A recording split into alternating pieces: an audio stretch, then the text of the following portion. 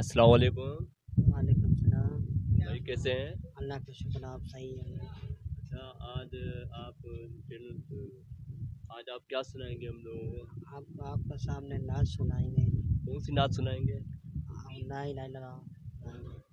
अच्छा, ये अभी सुनाना भाई। आज आप सल्लल्लाहु अलैहि कया या रसूल अल्लाह वसल्लम अलैका या हबीब अल्लाह।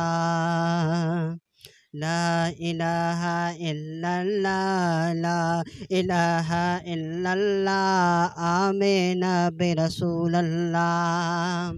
प्यारा मौला ईद करा, पहज नबी अजीद ईद करा। प्यारा मौला ईद करा, पहज नबी अजीद ईद करा। बसियन मत दिल ते गुरे, बसियन मत दिल ते गुरे, हकला इलाहा इल्लल्लाह, आमीन बिरसूलल्लाह। पंजतन जो खादम मौला अली जी जान फिदा। पंजतन जो खादम मौला अली जी जान फिदा। ला इलाहा इल्लल्लाह, आमीन बिरसूलल्लाह। पंजतन जो खादम मौला अली जी जान फिदा।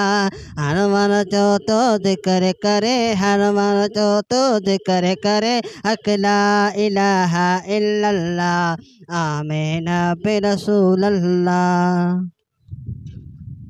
सुभान अल्लाह। ये थे हमारे अरबी भाई। अरबी नहीं, अरबी भाई, इसका नाम है अरबी भाई।